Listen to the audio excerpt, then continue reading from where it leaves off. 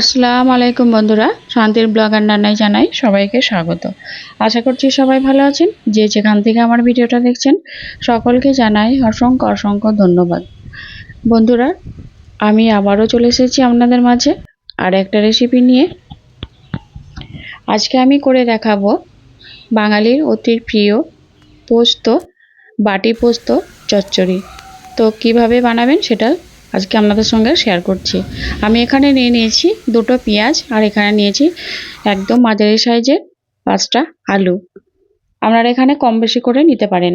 এগুলোকে আমি এরকমভাবে কুচিয়ে নিয়েছি। দেখুন, পেঁয়াজটাকে একটু সরু সরু করে কেটে নিয়েছি আর আলুটাকে এরকম কেটে নিয়েছি। এরপর আমি দেখুন এখানে একটা কড়াই বসিয়ে দিয়েছি। কড়াইটার মধ্যে দিয়ে দিলাম সর্ষের তেল, আর আমি এই রান্নাটা আজকে সর্ষের তেলেই করব। দিয়ে দিলাম 2 চামচের মতো সর্ষের তেল। এরপর আমি তেলটা ভালো করে গরম করে নিয়েছি।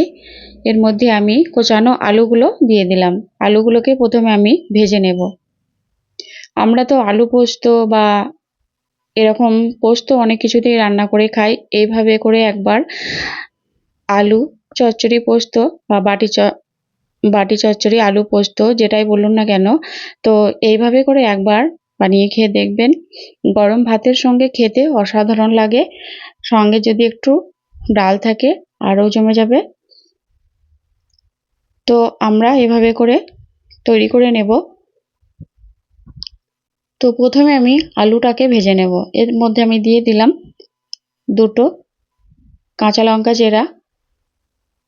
একটু ঢাকনা দিয়ে ঢেকে ঢেকে আমি আলুটাকে এভাবে ভেজে নেব একটু লাল লাল করে।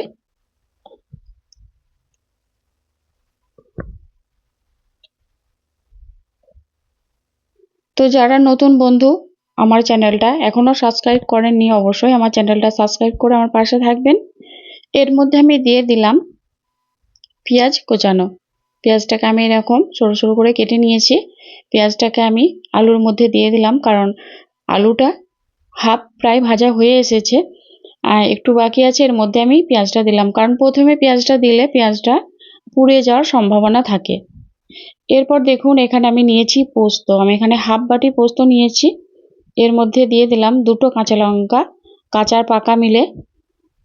তো মিক্সি বাটির মধ্যে নিয়ে নিয়েছি। আর দেখুন পোস্তটাকে আমি প্রথমে ভেঙে নিয়েছি, শুকনো অবস্থায় ভেঙে নিয়েছি। এরপর আমি এর মধ্যে দিয়ে দিলাম অল্প পরিমাণ পানি। এরপর দেখুন এটাকে আমি একটা পেস্ট বানিয়ে নেব, কারণ প্রথমে পোস্তটাকে শুকনো অবস্থায় ভেঙে নিলে খুব তাড়াতাড়ি পেস্ট হয়ে যায় আর খুব ভালোভাবে এটা হয়।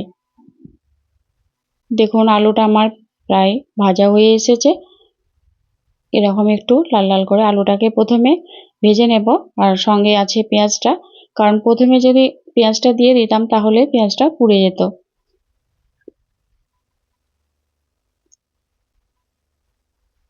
এইভাবে করে আলুটাকে আমি প্রথমে ভেজে নেব, আর এই ভাজতে ভাজতেই আলুটা প্রায় সিদ্ধ হয়ে যাবে।